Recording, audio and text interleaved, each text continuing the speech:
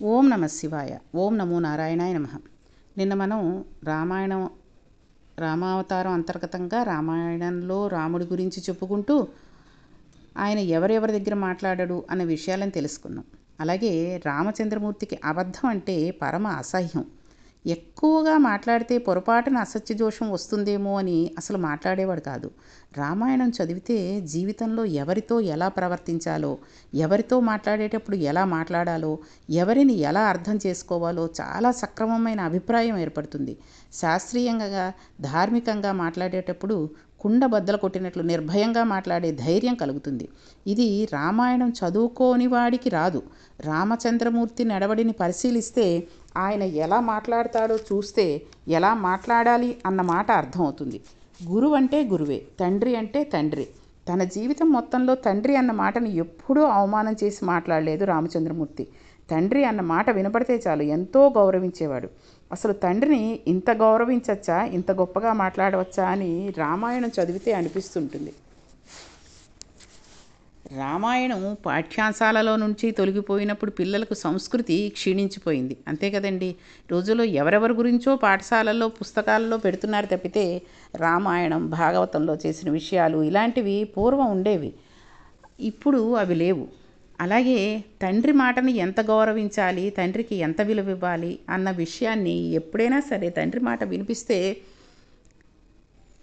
ఆ గౌరవం నిలబెట్టుకునేటట్టుగా ఆయనకు ఒక నమస్కారం చేసావు, ఆయన గురించి మాట్లాడేటప్పుడు తల ఉంచుకుని ఉండడము, అలాంటివన్నీ చేయాలి. అంటే తండ్రి గురించి తక్కువగా మాట్లాడుతున్నాడని కాదు ఇక్కడ అర్థం. ఆయనకి ఇచ్చే మర్యాద. ఈ రోజుల్లో ఏముందండి, తండ్రి వచ్చాడు ఆఫీస్ నుంచి ఉంటే భార్య టీవీ సీరియల్ చూస్తూ కూర్చోవడం, పిల్లలు సెల్ ఫోన్లు ఆడుకుంటూ కూర్చోవడం, లేదా వాళ్ళు కూడా తల్లి కూడా టీవీ సీరియల్ చూడడం. అంత కొట్టుకుని వచ్చి చెప్పులు విడిచి ఆ బ్యాగ్ అది అక్కడ పెట్టుకుని ఎక్కడ క్యారేజ్ పట్టుకెడితే ఎక్కడ పెట్టాలో, ఏ సింకులో పెట్టాలో తనే చూసుకుని లోపలికి వెళ్ళి కాళ్ళు చేతులు కడుక్కుని వచ్చి ఆ బట్టలు మార్చుకుని వస్తే తండ్రికి కాసిన మంచినీళ్ళు ఇద్దామనే పిల్లలు లేకుండా పోయారు. అసలు భర్తకి కాసిన మంచినీళ్ళు ఇచ్చి వేడిగా కాస్త కాఫీయో టీయో ఇద్దామన్న విషయం కూడా ఈ సీరియల్స్ వచ్చిన తర్వాత సాయంత్రాలు అవి పెట్టుకుని చూసే ఆడవాళ్ళు కూడా ఉన్నారు. కాబట్టి తండ్రి వచ్చాడు అంటే గబుక్కున మనం ఆ కూర్చున్న చోటు నుంచి లేచి నిలబడాలి. అది తండ్రికి ఇచ్చే మన మర్యాద. అంతేగాని తండ్రి నిలబడి మాట్లాడుతూ ఉంటే మనం కూర్చుని అలా అన్నాడు నాన్న, ఇలా అన్నాడు నాన్న, నాన్నగారు అనడం తగ్గిపోయింది. డాడీ మొదలైంది. పోనీ అది కూడా మర్యాద ఉంటుందా అంటే ఉండదు. చెప్పుకోవడం కూడా పిల్లలతోటి ఆ తండ్రి చేసే ఉద్యోగం తక్కువదైనా సరే ఎక్కువ ఉద్యోగం, పెద్ద ఉద్యోగం చేస్తున్నాడు అని గొప్పలు చెప్పుకునే పిల్లలు కూడా ఈ రోజుల్లో ఉన్నారు. అది తప్పు. ఎందుకంటే మన తండ్రి మన ఉద్యోగం ఏం చేస్తున్నాడు అనే విషయం చెప్పుకోవడానికి మనకు సిగ్గెందుకండి? ఆయన అంత కష్టపడితేనే కదా మనం ఇలా ఉన్నాము అన్న విషయం తెలుసుకుంటే అటువంటి తప్పుడు పనులు, తప్పుడు మాటలు ఎవ్వరూ మాట్లాడరు. కాబట్టి రామాయణం కనుక పాఠ్యాంశాలలోకి వస్తే తండ్రిని, గురువుని, సమాజాన్ని ఎలా గౌరవించాలో అర్థమవుతుంది. మహానుభావుడు విశ్వామిత్రునితో కలిసి వెడుతుంటే తాటక సంహారం చేయవలసి వచ్చింది. తాటక ఎవరు అని అడిగితే ఆమె వృత్తాంతమంతా విశ్వామిత్రుడు చెప్పాడు. అంతా చెప్పడం అయ్యాక తాటక చేతులు చాపి పరిగెత్తుకు వస్తున్న రాముడు బాణం వెయ్యలేదు. అప్పుడు విశ్వామిత్రుడు చెబుతున్నాడు, గురువు మాట్లాడడం ఎలా ఉంటుందో అన్నది రామాయణం చెప్తుంది. వశిష్ఠుడు, విశ్వామిత్రుడు, శరభంగుడు, అగస్త్యుడు, సుతీక్ష్ణుడు మాట్లాడుతుంటే ఇలా ఉంటాయా గురువుగారి మాటలు అనిపిస్తుంది. విశ్వామిత్రుడు రాముడితోటి తాటక వృత్తాంతం చెప్పినా ఆమె వస్తుంటే బాణం వేయకుండా చూస్తుంటే బహుశా బాణం వేస్తే ఆడదాని చంపిన పాపం వస్తుందేమో అని ఆలోచిస్తున్నాడేమో అని అనుమానం కలిగి గురువు ఎలా చెప్పాలి అనే విషయాన్ని అలా చెప్పారండి విశ్వామిత్రుడు. ఆ అనుమానం కలిగి ఏం చేశారు, కొండ బద్దలు కొట్టినట్టుగా చెప్తున్నాడు ఆయన. శ్రీరామాయణంలో ఎన్ని శ్లోకాలలో చూసినా మనకి కర్తవ్యం అనే మాట ఒకటి ఉంటుంది. బాధ కలగని వాడు లోకంలో ఉండడు కదండి. కర్తవ్యం అన్నమాట జీర్ణమైతే నరుడన్న తర్వాత బాధ పొందాలి. ఎంత మహాజ్ఞాని అయినా తండ్రి చనిపోతే ఏడ్చి తీరాలండి. కన్నుల వెంట నీరు రానివాడు పరమ దుర్మార్గుడు అవుతాడు. మహాజ్ఞాని అయిన రాముడు తండ్రి చనిపోతే ఏడ్చాడు. తండ్రి చనిపోతూ ఏడవడం వేరు. ఆ దుఃఖంలో నుంచి బయటికి రావడానికి తేలిక మార్గం కర్తవ్యం. ఒక తండ్రిగా కర్తవ్యం సరిగా చేస్తే ఈశ్వర నా కర్తవ్యం సరిగా చేసి అపనింద పడకుండా బయటికి వచ్చాను, కర్తవ్యం అయిపోయింది అనుకోవాలి. ఇప్పుడు మళ్ళీ ఈశ్వరాభిముఖంలు కావచ్చు. కాబట్టి రామాయణంలో ఆయన అనుమానం ఏంటి, ఆడది కదా, చేసిన పాపం ఊరికే పోదేమో అనుకుంటే ఆయన చెప్పాడండి విశ్వామిత్రుడు. రా ఒకళ్ళకి హాని కలిగించేటప్పుడు, ఒకళ్ళకి అంటే బ్రాహ్మణులకి, గోవులకి, భగవంతుణ్ణి నమ్మిన వాళ్ళకి హాని చేస్తున్న స్త్రీ అయినా సరే రాక్షసితో కాబట్టి చంపేయచ్చు అని చెప్పాడు ఆయన. కాబట్టి రామాయణం మొత్తంలో కనబడిన మాట, ఇవాళ సమాజంలో ఏర్పిన మాట ఏది అంటే బాధ్యత. కర్తవ్యం అన్నమాట వేరు, బాధ్యత అన్నమాట వేరు. అసలు బాధ్యత అన్నమాట లేదు. అంతే అంటే నేను కర్తవ్యం అంటే నేను చెయ్యాల్సింది అని. బాధ్యతకి క్రీనీడ బెంగ, కర్తవ్యం శాస్త్రీయం. నువ్వు చెయ్యవలసినది చేస్తున్నావా అంటే అక్కడ వరకే కర్తవ్యం అంటే. అవతల వారితో సంబంధం లేదు. కర్తవ్యం ప్రకారం చేసినా దోషం వస్తే తప్పు కాదు. కర్తవ్యం చేశాను అన్న భావన వలన మనసు బెసకదు. కర్తవ్యం అంటే ఉదాహరణకి చెప్పాలి అంటే, మనం మన పిల్లవాడికి కాసిని ఏదో చదువుకుంటున్నాడే అనుకోండి, చదువుకుంటున్నప్పుడు పాలు తీసుకెళ్ళి ఇచ్చాం. బోర్నమిటాయో ఏదో కలిపాం. ఉత్తి పాలు ఎవరు తాగుతున్నారండి? తాగట్లేదు కదా. అమ్మ తాగు నాన్న, ఈ పాలు తాగేసే అని చెప్పి ఇస్తాం. అది మన కర్తవ్యం. ఆ టైంకి వాడు చదువుకుంటున్నాడు కాబట్టి మనం పాలు ఇవ్వాలి. చదువుకుంటున్నాడు, బలం రావాలి కాబట్టి పాలు ఇచ్చాం. అది కర్తవ్యం. అదే బాధ్యత అంటే వాడికి పాల గ్లాస్ తీసుకువెళ్ళి ఇచ్చి వాడు పాలు తాగేంత వరకు చూసి ఆ పాల గ్లాస్ తీసుకుని రావడం బాధ్యత అవుతుంది. కర్తవ్యం వరకే పెట్టుకోవాలి. నా బాధ్యత అన్నమాట అనకూడదు. కాబట్టి బాధ్యత అంటే చాలా, మీరు వెళ్ళిరండి, హ్యాపీగా వెళ్ళిరండి, మీ అమ్మాయిని చూసుకునే బాధ్యత నాది అనకూడదు. బాధ్యత కాదు, చూసుకునే కర్తవ్యం నాది, చూసుకుంటాను నేను అంతే. వాళ్ళు వెళ్ళొచ్చేంత వరకే, అంతవరకే చూడాలి. అంతేగాని వాళ్ళు వెళ్ళొచ్చిన తర్వాత కూడా మొత్తం చూసుకునే బాధ్యత మంది కాదు కదా. కాబట్టి కర్తవ్యం ప్రకారం చేసిన దోషం వస్తే తప్పు కాదు. కాబట్టి మనం కర్తవ్యం చేశాను అన్న భావన వలన మనసు భయపడదు. భయపడకపోతే మనిషి కిందకి జారిపోతాడు. భయపడితే మనిషి కిందకి జారిపోతాడు. బాధ్యత అన్న మాట పెట్టుకుంటే జీవితాలు పాడైపోతూ ఉంటాయి. పిల్లలను చూడడం బాధ్యత అంటే పక్షి, కుక్క, పిల్లి ఏదీ చెయ్యనంత బాధ్యత నెత్తికి ఎత్తుకుంటే 7 తరాలు కాక 50 తరాలకు సంపాదించి దాచినా అర్థం ఉండదు. బాధ్యత అన్న మాటకు అంతం ఎక్కడా లేదండి. కర్తవ్యానికి అంతం ఉంది. శాస్త్రీయమై ఈశ్వరుని యందు పూనిక పొందుతారు. చెయ్యవలసినవి చేస్తున్నావా అని మనం ఊంచుకుంటాం. అంతం లేకుండా పట్టుకుంటే కిందకి వెళ్ళిపోతే నెత్తి మీదకి సంసారం వచ్చేస్తూ ఉంటుంది కదండి. కాబట్టి కర్తవ్యం పెట్టుకుంటే దూసుకుని వెళ్ళిపోవడమే. దానికి సాక్షి ఈశ్వరుడు ఒక్కడే, అంతరాత్మ ఒక్కటే. అక్కడ తేడా వచ్చిందా? కుదరదు. కర్తవ్యం ఖచ్చితంగా చేయాల్సిందే. శ్రీరామాయణంలో ఏ మహాత్ముడు ఎక్కడ మాట్లాడినా కర్తవ్యం అన్నమాట వేస్తారు కానీ బాధ్యత అన్నమాట వాడరు. విశ్వామిత్రుడు ముందు నడుస్తుంటే రామలక్ష్మణులు నడుస్తున్నారు. కొన్ని మైళ్ళు నడిస్తే పిల్లలు నడిచారు. సంతోషించి బాణాలిచ్చి అస్త్రవిద్య ఉపదేశం చేశాడు. రామలక్ష్మణులు ఎంతో సంతోషంతో గురువుగారు ఉన్నారు, మాకు భయమేమిటి అని ఇసుక పర్ర మీద అలిసిపోయి పడుకుని నిద్రపోయారు. రాముడు నిద్రపోతూ ఉండగా తెల్లవారిపోయింది. అంతఃపురంలో ఉన్నవాడికి అలవాటు లేదు కదండి. పిల్లలు లేవలేదని విశ్వామిత్రుడు లేవకుండా ఉండడు. తన కర్తవ్యం బ్రహ్మముహూర్తంలో లేవడం. లేచి తాను చేసుకోవలసిన అనుష్ఠానం చేసేసుకున్నాడు. వాళ్ళు ఇంకా లేవలేదని వెర్రికిపోలేదు. తన కర్తవ్యం ముగించుకుని వచ్చాడు. పిల్లవాడైనటువంటి రాముడు నిద్రపోతున్నాడు. ఉపనయనం అయింది. సూర్యోదయాత్పూర్వం ఆర్ఘ్యం ఇవ్వాలి. నిన్నంతా నడిచాను, అలిసిపోయాను అని రాముడంటే విశ్వామిత్రుడు ఏమీ గుండెలు బాదుకోడు. కర్తవ్యం. అందుకే కౌసల్య సుప్రజారామ పూర్వ సంధ్యా ప్రవర్తితే ఉత్తిష్ట నరసార్ధూలం కర్తవ్యం దైవమాహ్నికం అని చదువుతాం కదండి సుప్రభాతం మనం రోజును. ఆయన ఏమన్నారండి? ఓ రామా, పూర్వసంధ్య ప్రకాశిస్తున్నది, సూర్యోదయం అయింది. లేచి నీవు ఈశ్వర కార్యం చేయాలి, అర్ఘ్యం విడిచిపెట్టాలి, యజ్ఞోపవీతం ఉన్నది, క్షత్రియుడవు, లే, కర్తవ్యం చేయవలసింది చెప్పాడు. కర్తవ్యం అలవాటైతే ఇంకోడు బాగుపడడం దేవుడెరుగు కానీ జీవితంలో మనం బాగుపడతాం. బాధ్యత అనుకుంటే అవతలవాడు బాగుపడ్డాడో లేదో తెలియదు కానీ మనం పాడైపోతాం. అది తేడా. సంస్కృత భాష ఇమిడ్చుకున్నంత విశాలమైన స్థితిని అన్ని భాషలు ఇమిడ్చుకోలేవు. చూడండి, ఇంగ్లీష్ భాషకి సంస్కృత భాషకి ఉన్నంత అద్భుతమైన వైశాల్యం లేదు. యథార్థంగా చెప్పాలంటే బ్రహ్మం అన్న మాట ఇంగ్లీష్లో లేదు, ధర్మం అన్న మాటలకి తుల్యమైన మాట ఇంగ్లీష్లో లేదు. అంటే సమానమైన ధర్మం అన్న మాట లేనివాడు లోకంలో ధర్మ ప్రచారం ఏం చేస్తాడు?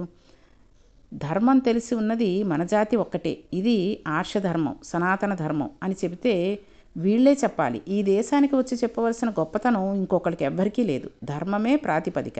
అందుకనే ఇంగ్లీష్లో ఏమంటారండి? ధర్మం. రాముడు ధర్మాన్ని నిలబెట్టాడు, రామ ధర్మ అన్న మాట వేస్తారు తప్పితే దానికి ఇంకొక మాట మాట్లాడరు.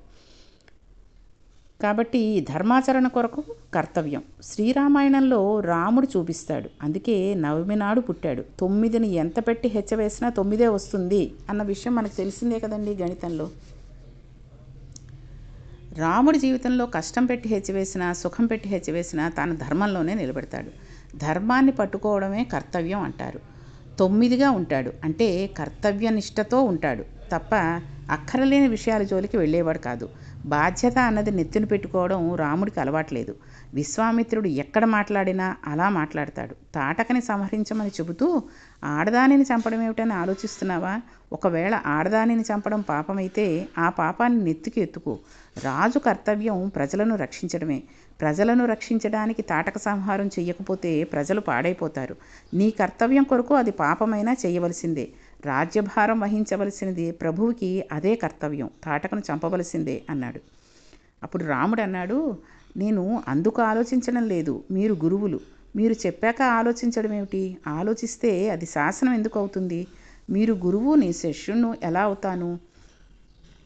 నేను తాటకను చంపి తీరుతాను. ఎందుకు చంపుతాను అంటే మా నాన్నగారు చెప్పిన మాటకి చంపేస్తాను అన్నాడు. అక్కడ అసలు దశరథుడు లేడు. ఆయన ప్రసక్తి ఎందుకు వచ్చింది? దశరథ మహారాజు గారు విశ్వామిత్రుడు వచ్చినప్పుడు పిల్లవాడిని మూర్ధాన్ని వాసన చూసి, మూర్ధాన్ని అంటే నుదుటి భాగాన్ని, ఆయన ఆ నుదుటి భాగాన్ని, రాముడి నుదుటి భాగాన్ని వాసన చూసి విశ్వామిత్రుడి దగ్గరికి తీసుకువెళ్ళి ఈ పిల్లవాడితో మీరు ఏం చేయించుకుంటారో చేయించుకోవచ్చు అని రాముడిని ఇచ్చేశాడు. ఈ నుదుటిని వాసన చూడడం ఏమిటి అన్న అనుమానం వస్తుంది కదండి మీకు. భాగవతంలో మనం చెప్పుకున్నామండి. పిల్లలకి 5 ఏళ్ళు దాటిన తర్వాత శరీరం మీద ఎక్కడ పడితే అక్కడ ముద్దు పెట్టడాన్ని శాస్త్రం అంగీకరించదు. ఆయుక్షీణం అవుతుంది. ఒక్క తల దగ్గరకు తీసుకుని వాసన చూడాలి. పెద్దవాళ్ళు అయిపోయిన పిల్లలకు ముద్దులు పెట్టడం అర్థం లేని సంస్కారం. రామాయణం చదువుకుంటే ధర్మం అంటే ఏమిటో అర్థమవుతుంది. ఆనాడు అలా పంపేటప్పుడు గురువుగారు ఏమి చెబితే అది చేయమని ఒక మాట అన్నాడు రాముడితోటి దశరథుడు. నేను ఇప్పుడు చెయ్యకపోతే మా నాన్నగారి గౌరవం పోతుంది. ఒక కొడుకు గొప్పతనం నాన్నగారి మాట వినడంలో ఉంటుంది. తండ్రి మాటకు కట్టుబడిన వాడు కొడుకు. గురువైన మీరు చెప్పారు, ఇంకేం కావాలి? రాముడు కూడా అదే మాట అన్నాడు. కర్తవ్యం అవిసంకయ. నా బుద్ధికి కూడా తాటకను ఎందుకు చంపాలి అన్న ఆలోచన ఉన్నదా అని అంటారా అని గురువుగారి దగ్గర తాను నేర్చుకున్న వైభవాన్ని చెబుతున్నాడు. ఆయన ఏది చెప్పినా ఎంత అందంగా చెబుతాడోనండి రాముడు. గోబ్రాహ్మణుల హితవు కొరకు తాటక వాటిని తినేస్తున్నది, సుఖం కొరకు చంపేస్తాను అన్నాడు. లోకానికి శాస్త్రమర్యాద నేర్పాడు. రాముడు తండ్రి పట్ల, గురువు పట్ల ఎంత గౌరవం ఉన్నవాడో, ఆయన ప్రవర్తించే తీరు ఎలా ఉంటుందో రామాయణం చదువుతుంటే అత్యద్భుతంగా ఉంటుందండి. ఒక ఉదాహరణ, రామావతారం గురించి విహంగ వీక్షణం కొన్ని మెరుపులు అంతే. కానీ మనం చెప్పుకున్నామంటే చిన్న ఉదాహరణ అయినా అది ఇంకా ఉత్సాహంగా మొత్తం రామాయణం చదవాలి అనిపించేటంతగా ఉంటుంది. ఒకప్పుడు హేమంత ఋతువులో రామాయణంలో రాముడు అరణ్యవాసం చేస్తున్నప్పుడు హేమంత ఋతువులో మంచు పడుతుంది, చలి గడగడా వణికిస్తుంది. మహర్షి ఎంత అందమైన ప్రయోగం చేశారంటే అప్పుడు ఎవరూ బయటికి వెళ్ళి స్నానం చేయడం ఇష్టపడరు. అంతే కదండి, అంత చలిలో వెళ్ళిపోయి కార్తీక మాసంలో అంటే ఏదో పుణ్యం సంపాదించేసుకుందామని పెడుతున్నారు తప్పితే అది కూడా కాసిన వేడి నీళ్ళు పోసేసుకుందాం, ఇంకా నాకు ఓపిక లేదు అని ఏదో రకరకాలుగా చేస్తున్నారు. ఒక్కొక్కళ్ళు ఒక్కో రకంగా అనుకోండి. ఏ రకంగా చేసినా కొంత పుణ్యాన్నైనా సంపాదించుకుంటారు కదా. కాబట్టి అంత చలిలో ఎవరు బయటికి వెళ్ళి స్నానం చేయడం ఇష్టపడరు. చలి ఎముకలు కొరికేస్తోంది అనేంత చలి, అంత చలిగా ఉంది. రాముడు, సీతమ్మ తల్లి, లక్ష్మణస్వామితో గోదావరి నదికి తెల్లవారుజామున 3 గంటలకు వెళ్ళాడు. చాలా చలిగా ఉన్నదని చెప్పడానికి మహర్షి ఒక అద్భుతాన్ని చెప్పారు. ఒక ఏనుగుకి దాహం వేసి నీళ్లు తాగడానికి గోదావరి నదికి వచ్చిందిట. వచ్చి నుంచుని నీళ్లు తాగదామని తొండాన్ని నీళ్లలో పెడుతున్నది, తీస్తోంది తప్పితే తాగడం లేదు. ఎందుకంటే నీళ్లు అంత చల్లగా ఉన్నాయి. ఆ నీటిని పీల్చి నోటిలో పోసుకోవడానికి బాధ వేసి దాహంగా ఉన్నా తొండం పెట్టి తీస్తోంది కానీ తొండంలోకి నీళ్లు పీల్చడం లేదు. రాముడు వెళ్ళి స్నానం చేశాడు. అంటే దాహం వేసిన ఏనుగు తాగలేకపోవచ్చు, కానీ రాముడు తెల్లవారుజామున స్నానం చేయడం ధర్మంగా చేశాడు. శాస్త్ర ప్రకారంగా కటిక చీకట్లో 3 గంటలకు వచ్చి స్నానం చేసి బయటికి వచ్చి ఒళ్ళు తుడుచుకుంటూ ఉంటే లక్ష్మణస్వామి దుష్టురాలు కైకమ్మ కోరుకున్న వరాల కారణంగా మన బతుకులు ఇలా అయినాయి అని నింద చేస్తున్నాడు. వెంటనే రామచంద్రమూర్తి అమ్మ అని ప్రశంసించి మాట్లాడవలసిన సమయమే కానీ ఇది నిందించడానికి యోగ్యమైన సమయం కాదు. సమయం చూడకుండా మాట్లాడవద్దు లక్ష్మణ అన్నాడు. అసలు మనకి ఏ సమయంలో ఎందుకు లేచామో తెలిసి ఉండాలి. తెల్లవారుజామున లేస్తే అది ఈశ్వరానుగ్రహానికి సంబంధించిన కాలం, భగవత్ సంబంధమైన స్మరణతో ఉండాలి తప్పితే లేచిన దగ్గర నుండి అక్కర్లేని విషయాలు చర్చిస్తూ కూర్చోవడానికి వాడుకునే సమయం కాదు. తప్పక పొద్దున్నే నడవకపోతే ఆరోగ్యం నిలబడదని, అనారోగ్యం ప్రవేశిస్తుందని తప్పక తిరగవలసి వచ్చినా ఏ భగవన్నామ సంకీర్తనం వింటూ తిరగవచ్చు కానీ అనవసర విషయాలు మాట్లాడుకుంటూ చర్చలు చేసుకుంటూ తిరిగే సమయం కాదు. కాలం అన్న మాటకు తానిచ్చిన విలువ చూస్తే జాతికి నేర్పారు రామచంద్రమూర్తి. టైం మేనేజ్మెంట్ అని ఏవో విషయాలు మాట్లాడతారు తప్పితే రామచంద్రమూర్తి రామాయణంలో వాడిన టైం మేనేజ్మెంట్ చదివిన ఏ శాస్త్రజ్ఞులు అలా చెప్పగలరు అని అనిపిస్తూ ఉంటుంది. అంత అద్భుతంగా ఆయన కాలాన్ని వాడుకున్నారు. ఏ కాలంలో ఏ పని చెయ్యాలో ఆ పని చేయడంలో ఆయన వైక్లభ్యం చెందడు. ఏ పని చేసేటప్పుడు మనస్సు ఎలా పెట్టాలో అలా పెట్టడంలో వైక్లభ్యం చెందడు. రాముని గురి తప్పదు. కారణం ఏమిటి అంటే అంతకుముందు ఏ నేపథ్యంలో ఉందో ఆ నేపథ్యంలో ఉన్నాడో ఆ నేపథ్యంలోనే ఉంటాడు. అంటే దేని మీద కాన్సన్ట్రేట్ చేసి చెయ్యాలి అనుకుంటాడో ఆ విషయాన్ని గురించే ఆలోచించి ఆ విషయం అయ్యేంత వరకు దానితోటే ఉంటాడు. అందుకే గురి తప్పడు. ఆ విషయాన్ని ఇంకో విషయంగా మార్చుకుని వేరేదేదో ఆలోచిస్తూ ఈ పని చెయ్యడు. కోదండం పట్టుకుంటే దృష్టి అంతా దాని మీదే ఉంటుంది. ఏది చేస్తున్నాడో దాని మీదే మనసు ఉంచుతాడు. పూజ చేస్తుంటే పూజ మీదే మనసు. భార్య గురించి ఆలోచిస్తే భార్య గురించే, తండ్రి గురించి ఆలోచిస్తే తండ్రి గురించే, రాజ్యం గురించి ఆలోచిస్తే రాజ్యం గురించే ఆలోచిస్తాడు. భోగం అనుభవిస్తే భోగమే, ఖర్చు పెడితే ఖర్చే, దాస్తే దాస్తాడు. ఒక పని చేసే సమయంలో దాని గురించే ఆలోచనలు, ఇంకో పని గురించి ఆలోచించడు. పరిపాలన చేసేటప్పుడు పరిపాలన గురించే ఆలోచిస్తాడు. అంతేగాని రాత్రి తండ్రితో ఏం మాట్లాడాను, పొద్దున భార్య ఏమంది అన్న విషయాలు పరిపాలన చేసేటప్పుడు అతని జ్ఞప్తిలోకే రావు. రామాయణం చదవడం మొదలు పెడితే కాల విభాగంలో ఎప్పుడు ఏ పని చెయ్యాలో, మనసును ఎలా నిలబెట్టాలో, ఒత్తిడికి దూరంగా ఎలా ఉండాలో రాముడిని చూస్తే అర్థమవుతుంది. మహానుభావుడు అంత అద్భుతంగా నిర్వహణ చేశాడు. రాముడు నరులకు ఆదర్శమయ్యాడు. శ్రీరామాయణం గొప్పతనం అంతా రాముడి సంతోషంలో ఉంటుంది. దేనివలన అంటే చేసిన పనుల వలన, పనుల ఫలితాల వలన కాదు. శాస్త్రీయంగా ప్రవర్తించాను కనుక సంతోషంగా ఉన్నానని అంటాడు. తెల్లవారుజామున సంధ్యావందనం చేశాను కాబట్టి సంతోషంగా ఉన్నానని కాదు. మధ్యాహ్న కాలంలో అర్ధ సముపార్జన గురించి ఆలోచించాను కనుక సంతోషం. కాబట్టి ప్రదోష వేళలో భగవంతుడిని ఆరాధించాను, సంతోషంగా ఉన్నాను. రాత్రి భోగం అనుభవించాను కనుక సంతోషంగా ఉన్నాను. యజ్ఞం చేసేటప్పుడు ఎక్కడ ఇంద్రియ నిగ్రహం పాటించాలో అక్కడ పాటిస్తాడు. ఎవరి దగ్గర ఎలా మాట్లాడాలో అలా మాట్లాడతాడు. ఒకసారి ఒక మాట అన్నాక దాని నుంచి ఎలా తప్పుకుందామా అని ఆలోచించడు. రామోదిర్ నామ భాషితే. రెండు మాటలు మాట్లాడవలసిన అవసరం లేనివాడు రామచంద్రమూర్తి.